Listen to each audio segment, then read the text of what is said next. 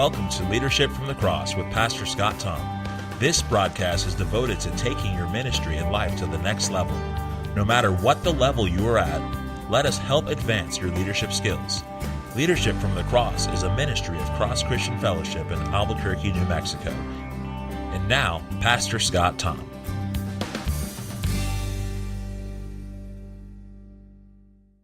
Well, welcome into Leadership from the Cross one more time, and I appreciate you tuning in to these shows. I love doing these podcasts, and I hope that you are subscribing to them and letting other people know about them. They're free, and hopefully they're really beneficial to you guys. When I'm doing these, I'm thinking about all the leaders that are out there. Some guys are already pastoring or doing things in ministry or running a business. And I'm thinking about guys who are desiring this, wishing this. They're dreaming, I want to serve God with all my heart, and I just want to be trained. And man, I wish I had this when I was starting ministry, this type of practical training. I had Bible college and Bible school and pastoral school, master's class. I had all those things for me, but the nut and bolt type of answers that you need come from this type of thing. And a lot of it has to do with character and attitude more than this doctrine and that. Not to say that's not important. Obviously, that's important. If you know me from my other radio program, No Other Doctrine, I defend the faith and I go into doctrines and I train in doctrines, and we emphasize that in our school. But if you don't have the know-how and the character, you can know the correct doctrines, but never get to your destination. It's like you have the keys to the car, but you don't know how to drive it. And I hope you're getting out of these studies, out of this podcast, how to drive. Let's take a little bit more of a jump into this topic, leading by being a great follower. This is part 2. If you didn't get part 1, you can go back. You can listen to them out of order, but it's good to listen to them in order and kind of get that connection that's going there. But we looked at the best leaders are those that take the way of being a follower. They learn to be a leader by being a good or a great follower. And then we looked at Elijah, we looked at Daniel, we looked at Nehemiah, we looked at Joshua. But if you look at Peter and John, they learned from Jesus. Obviously, they weren't going to be a leader with Jesus being around, right? But they submitted themselves to be that, where the Pharisees didn't. So let's go through a number of these, 3 more kind of topics that I want to go through about being a leader by being a follower. You are going to grow tremendously into leadership by first being and growing to being a great follower, a great servant, a good and faithful servant. First, here's a key: I must decrease and the leader must increase. Remember John the Baptist? And this probably flashed right in your mind if you were reading in the Gospels. This is almost exactly what John the Baptist said. But John the Baptist was a leader who then became a follower in a sense. He pushed his followers towards Jesus. How many leaders do that? John the Baptist did, because he was a great leader and he knew his time and his ministry had come to an end for that specific area. Apparently, if you read later on, he had disciples all the way up to the end of his life. But he was training them up and continually pushing them towards Jesus. And we looked last episode, that our job as second is to uplift the first. Remember, they were to lift the arms of Moses. But here's the thing, when you have 2 leaders, especially if you're a leader who's already got followers, it is really difficult to make yourself a follower. Whenever you get leaders together, and I especially know this training men over these past 3 decades, when you get all these leaders together, they're going to butt heads. They're alphas, right? They're the leaders, and it's hard for them to take second or to sit and be quiet. And so they tend to not know their place. They tend to compete for glory or for honor or for ideas, or they're exuberant about something and they just don't know when to back off, or they don't know when to say, okay, my plan, I think it's good, but I'm going to go with your plan. And they butt heads. Let me tell you something. To be a good leader, you need to follow, because you need to learn the order of business. You need to know your place. And sometimes it's just not time. Leaders should praise and reward great followers. And this is something that we'll go into great more detail later in the show. And I want to do maybe a whole podcast on this. But this is something that we've got to be able to sit back and say, it's just not my time yet. And I've got to learn to pause, to wait, to support, not to butt heads. And you could say, well, what if I don't have such a good leader? What if I have a bad leader? What if I have a bad example for a leader? What if my leader just struggles and he doesn't lead and somebody's got to step up? Look, Daniel and Nehemiah had this problem. They had bad leaders, bad character, or inefficient or arrogant or whatever. Remember, Daniel, as he's leading, Nebuchadnezzar was so arrogant, God made him eat grass for 7 years, right? But Daniel served his leader. He knew his place. And let me tell you this, if you do that, I know it's difficult, I know it's hard, but it is very, very beneficial. When you are putting yourself under a leader, even if a bad leader, you are going to learn so much. And aside from character qualities like patience, endurance, long-suffering, that you become more loving, a whole bunch of things like that.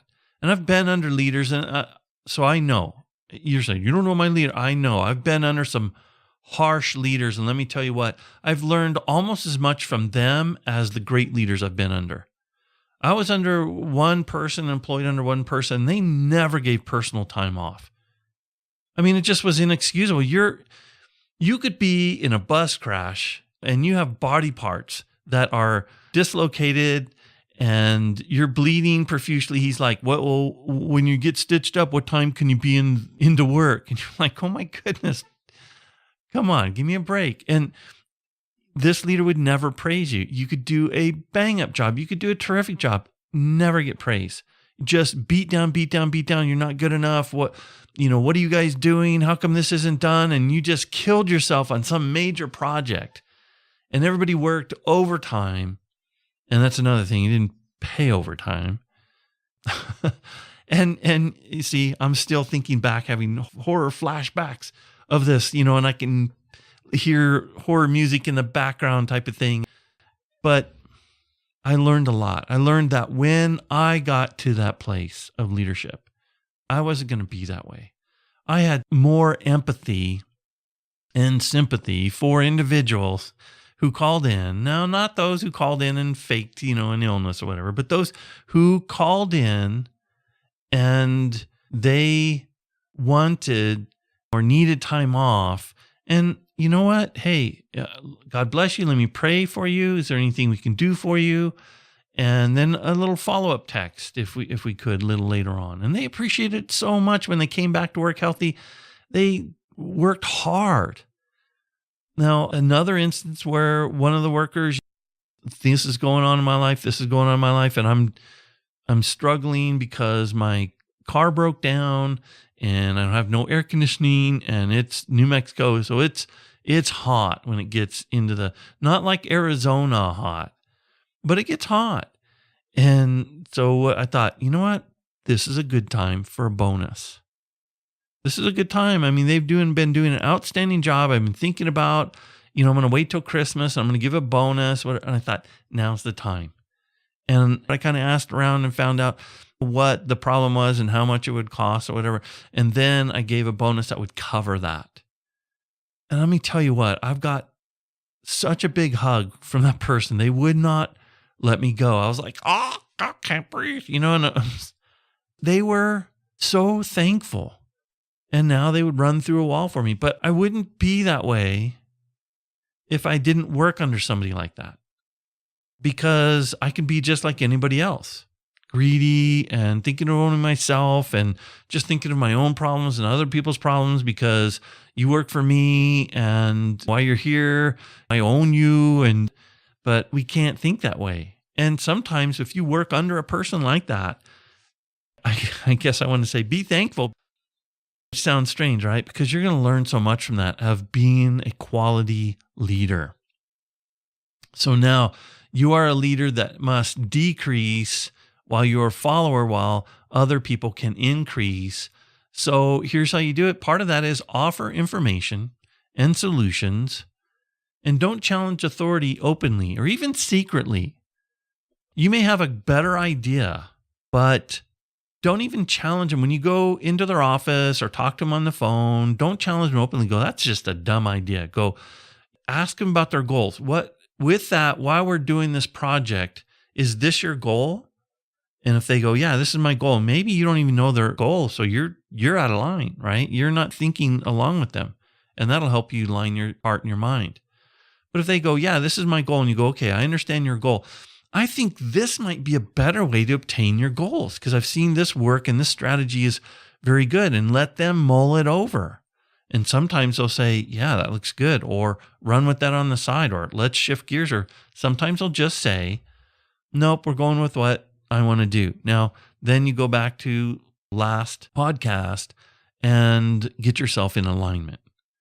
But this is something where you follow up and you don't destabilize the situation by complaining openly, by challenging authority openly. This is something that it totally destroys momentum. And in ministry, in business, and other things, you like to get momentum and keep it going. And there are ups and downs. But if there's always ups and downs every day and you're working on a project, and every couple days it goes down because people are shooting things down, you never gain traction and you're never happy. But you like to have those like periods where you're scoring, right? Everybody's on board and you're like, wow, we're way ahead of the game and this is exciting. We're starting to see either revenue or results or other things going on. And if there's always that person that's a downer and challenging, you lose that momentum and you lose the joy in work. Don't be that kind of person. We need to actually make the idea of the leader work. We need to align ourselves with that. We've offered input, align ourselves, then we need to follow up. And when other people are putting things down and going a different direction, we need to have the leaders back. Just like Joshua had Moses back, even when the vote was unpopular. So the majority vote by far was, let's not go into the land. We don't want to take on these giants. And Joshua and Caleb are like, no, Moses led us here. God brought us here. God blessed. There's a reason why we should be going in. And we trust Moses' leadership because he's leaning on God. We know that God can come through for us. And they had Moses' back, even when it was unpopular. And this is another important area because as a follower, you need to exercise as much influence as a leader. Now, leaders have the greatest amount of influence.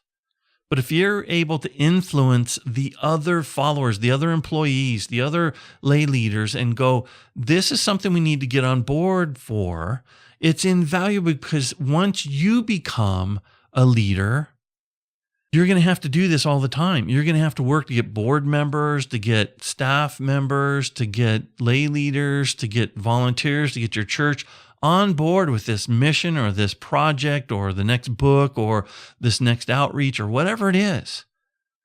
And you have to become very good at doing that. If you become good at doing that with people who are your peers and you don't have authority over them, but you can talk to them and influence them to join the bandwagon. Let's get on board, man. Let's take this to the next level. You may not agree with everything. I don't either, but let's go. I think this outcome is going to be great.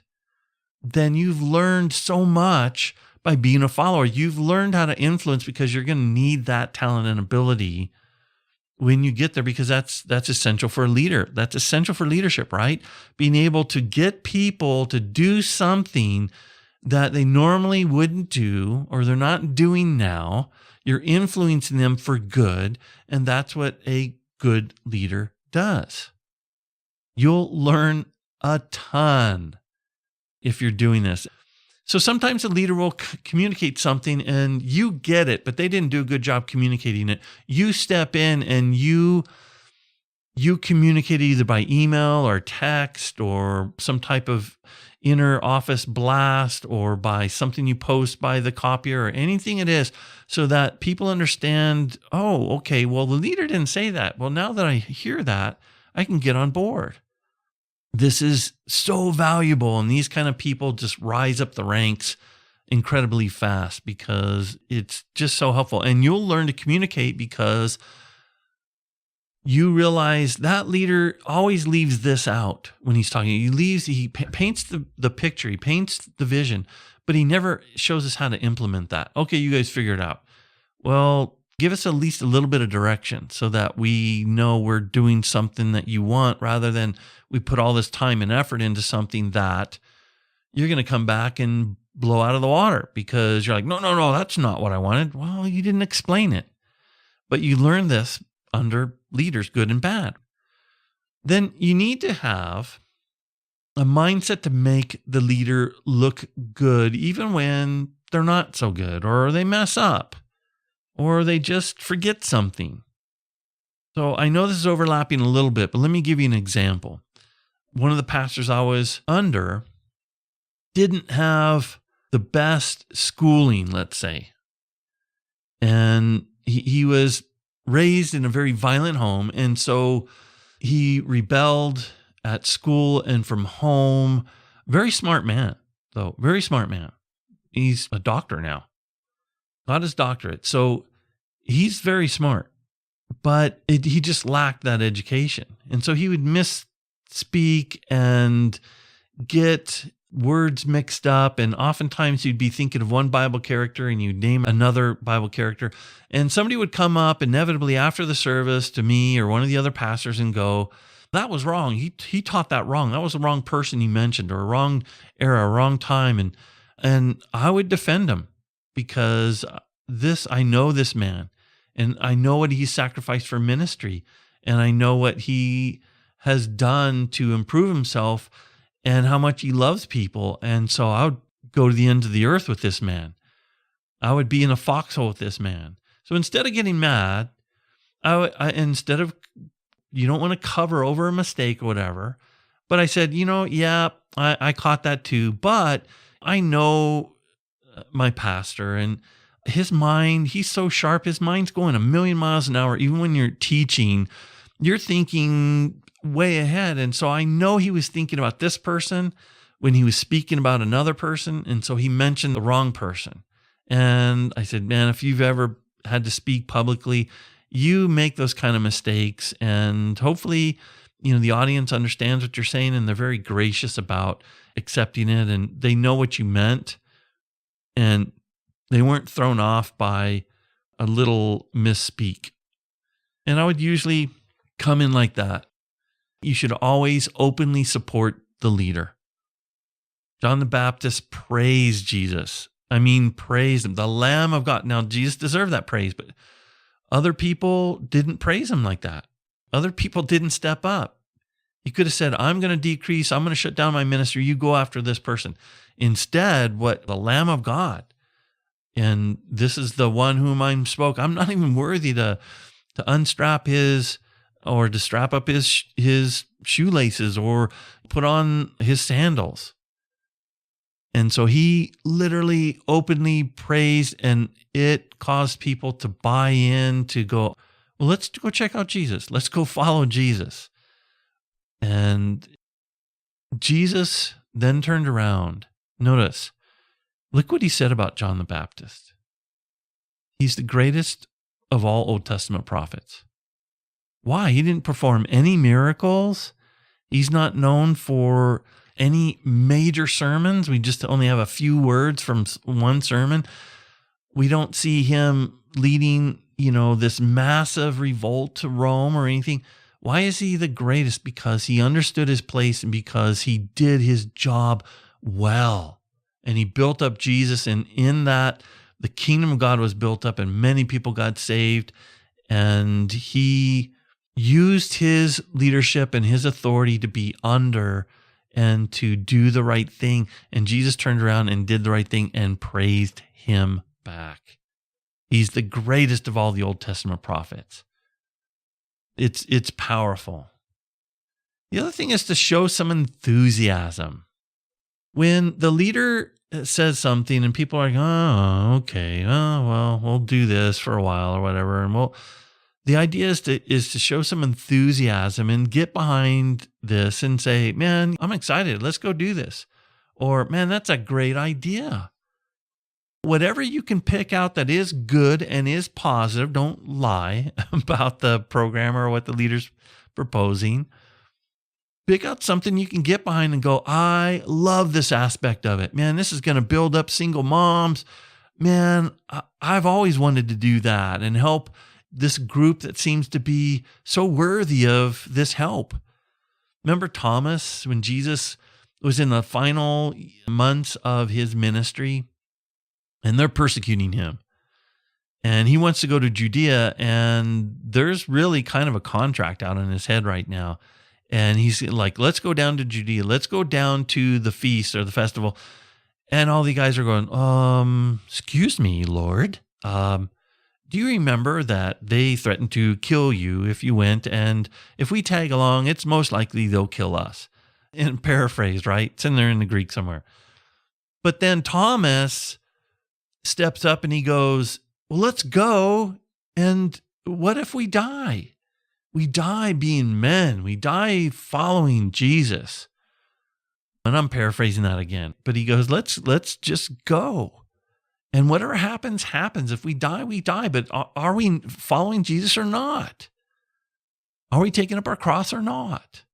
And I love that about Thomas. He's often called the doubting Thomas or whatever. This dude, once he bought in, once he knew, then he was in. Others might say, well, why can't I just do my job and, not make the leader look great or good or whether I just want to concentrate on my job. Here's my job. Why do I got to, build up this guy? I'm not even sure I like this guy or whatever, or this woman. Why am I doing that? Because you learn this in leadership. It's rare that you are a peripheral part of a ministry or job or business or whatever, where if you are removed from that, it makes almost no difference. Almost everybody is a cog. Everybody is a gear in that. Everybody's a part of the team that if you're removed, it puts pressure on everybody else. And if you're not buying in, you just want to do your job, then you're kind of dead weight. You are just more of a contract laborer and not part of the team.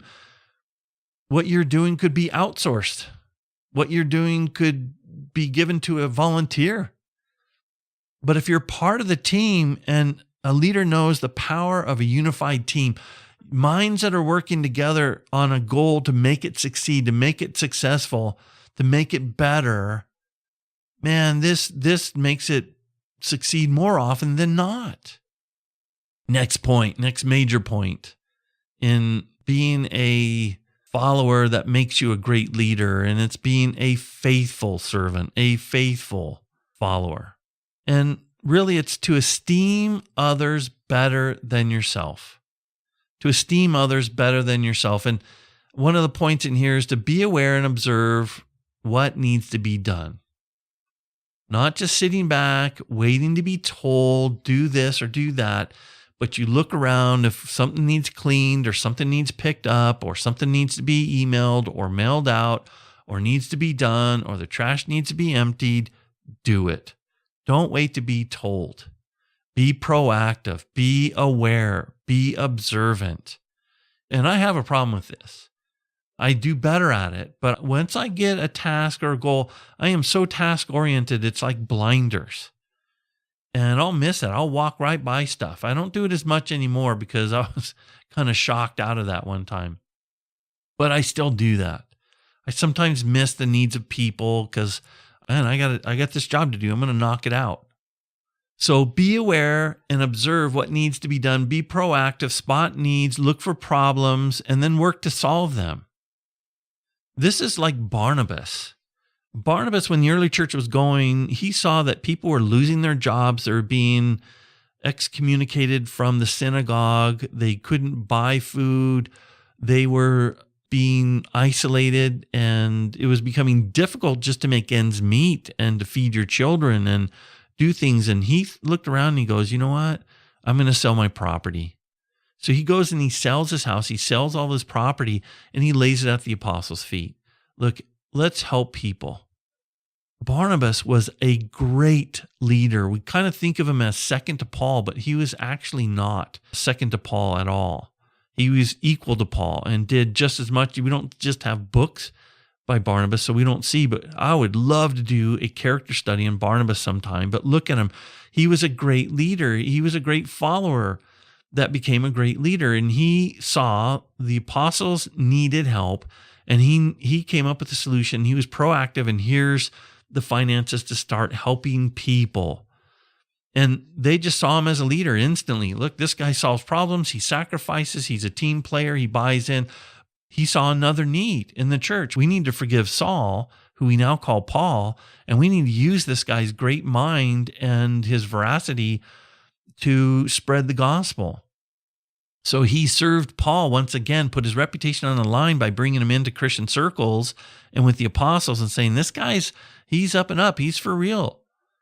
Now, when you look at the scripture and they start going out, for a number of times, it's Barnabas and Paul went out, Barnabas and Paul. And then it flips and it says Paul and Barnabas.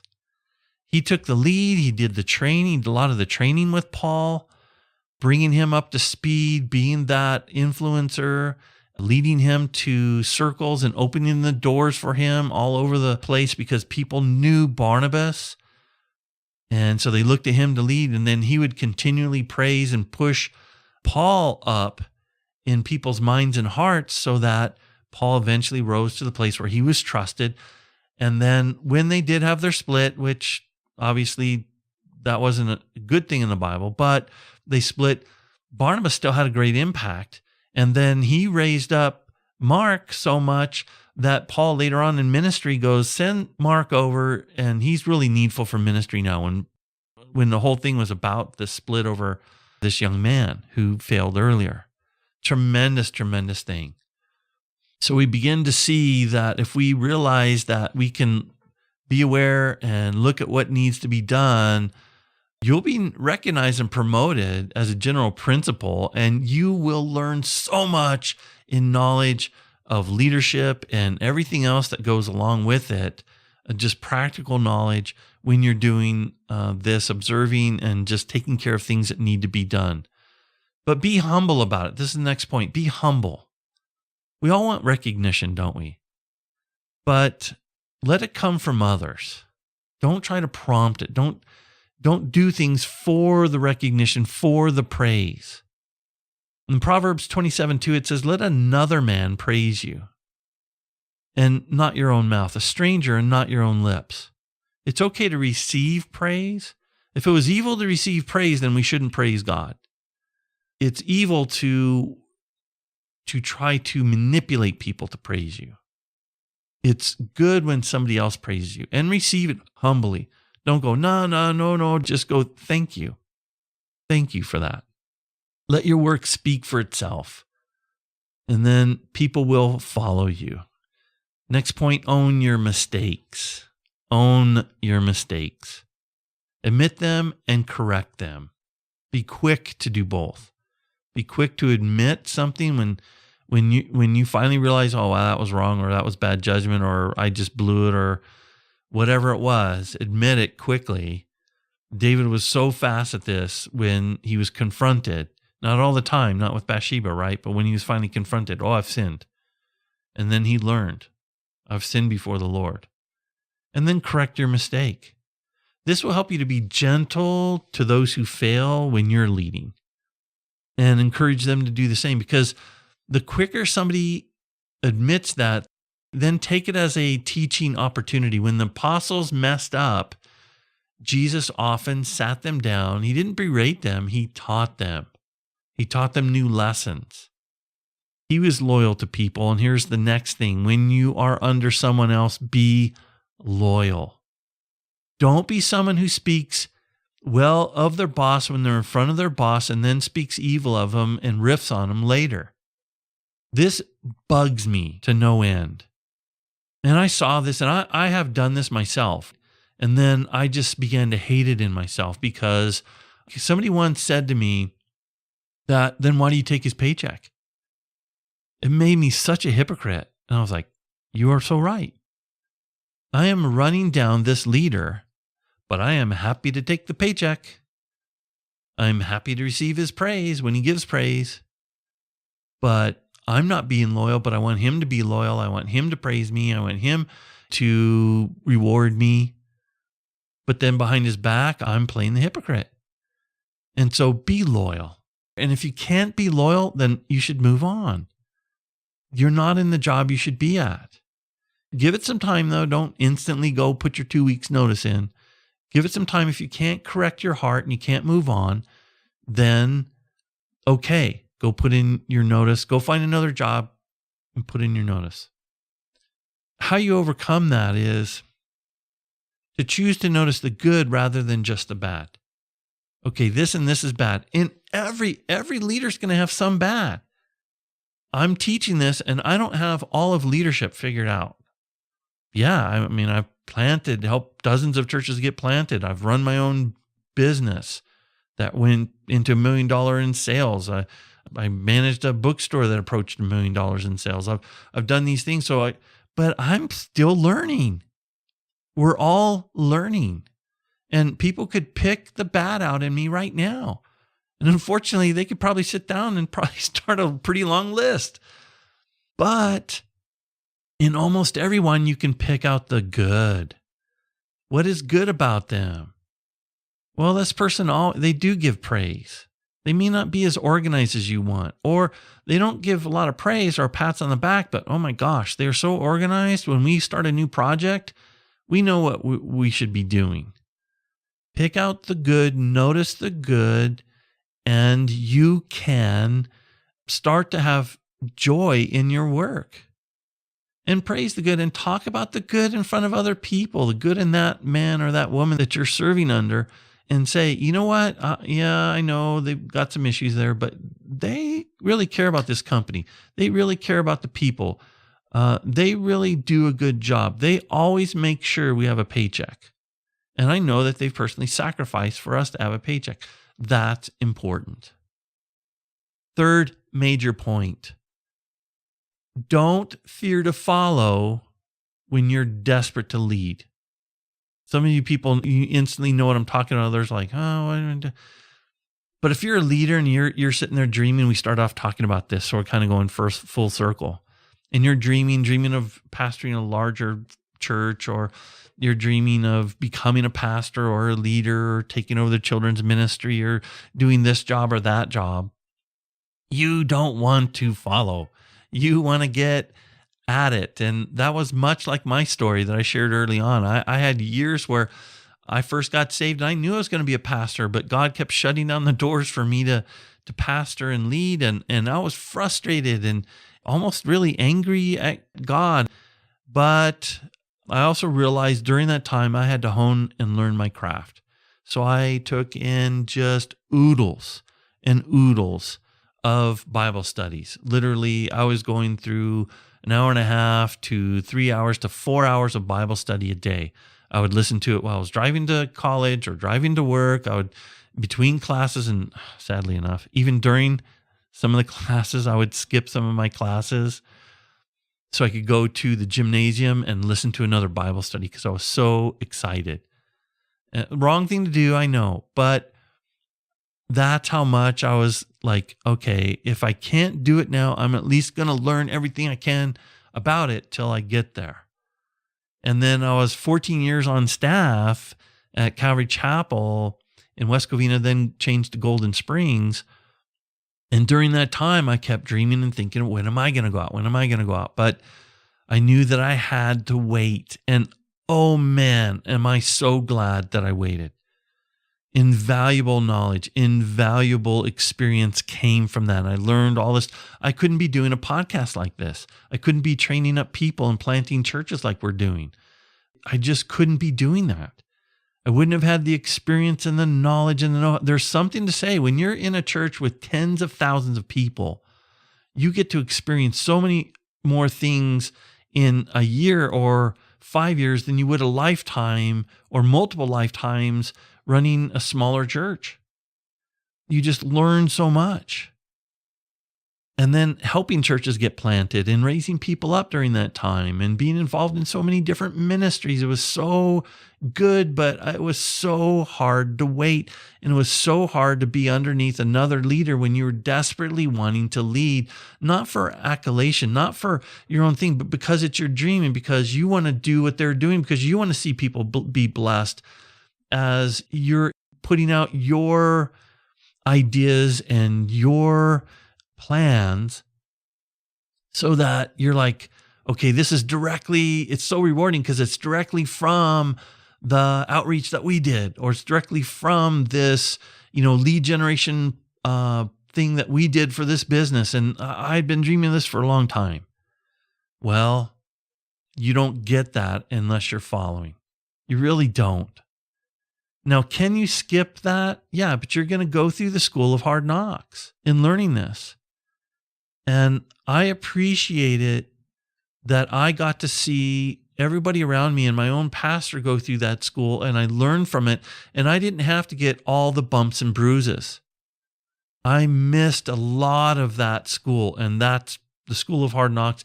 I missed a lot of that, and I'm so happy and grateful about it. Now, I'm still learning that, and I still get my own bumps and bruises. I still now even make my own mistakes, right? But it's far, far less mistakes, fewer bumps and bruises, because I got to wait and see this and learn from someone else. And the prize then is so much sweeter when you wait. You just appreciate it more. If I had been left in New Mexico and not gone to California and even not got the schooling, I think I still could have planted a church and it would be mildly successful, maybe even really successful. I don't know. But it wouldn't be as sweet. And I don't think I would be as humble about it. And now that I see these things going on and I can impart a lot of this knowledge and bless other people, I am so much happier than I ever could be. There is so much great satisfaction. This is why you hear me and you can hear the excitement in my voice. I love doing these podcasts. I love training men. And that's why I love because we started this online school, and I've been doing this for years in classroom. We've got so many requests. We got to take it online. I've just kept putting it off. And now I'm like, you know what? We got to do this. And I love doing it because it is so satisfying to hear back from these men. And it's so satisfying to see them succeed at their ministry and their job and planting a church and seeing people saved when they're going out and doing this. And it's like thrilling. I live vicariously through them. They're like, I have all these new children kind of grown up, and I get to see their life and get to witness it and get texts from them. So many people got saved today. It's so much fun. It's thrilling. But you have to exercise patience, like Moses, like David. Moses was out 40 years in the desert, learning from the school of hard knocks. David, he was chased around by Saul by about 3 years when you put the timeline together before he comes back in. He's already been anointed king. Yet he's got a terrible leader as a king, but yeah, he remains humble. He doesn't speak badly about the king. He doesn't take advantage of the king. He doesn't kill him when he's got the chance. Confronts the king when he needs to, but he learned so much about being a king by being a good follower, and then by leading a small band of men, he was able to lead a nation. The apostles too, placing himself under Jesus, right, and just waiting. They had to wait 3.5 years. They didn't just get an assignment and go out and start teaching, and here's how you teach. It wasn't just so much about the teaching and here's the good news and here's the kingdom, and anybody can go do that. A monkey can go do that. But it's about here's how you do that. Here's the character involved. If you're going to represent me, you need to know me. And you need to, if you're going to say you're going to follow me, you need me to be in you. You're putting on Christ. You're not just saying the message. You start to become that person because you believe in the message. You believe in the commitment. You believe in the convictions the same way that person does. And it becomes powerful. That message becomes powerful. And you don't get that by one sermon or one seminar or one online course. You've got to do that over a long period of time. That's the power of discipleship. We're going to get into that. I wrote a whole book about that. We'll get into that as well. And you can see, I'm sorry, I get so excited about that. I have so many ideas, and we will get to that. And I'm sorry that I tease you so much with these things, but I have a ton of material and a ton of stuff that I want to get to. So it's so much fun. So thank you again for listening, and may the Lord bless you, and we'll see you next week. You have been listening to Leadership from the Cross with Pastor Scott Thom of Cross Christian Fellowship in Albuquerque, New Mexico. Check out Pastor Scott's ministry training school and his other radio show, No Other Doctrine, by visiting our website at crossfellowship.org.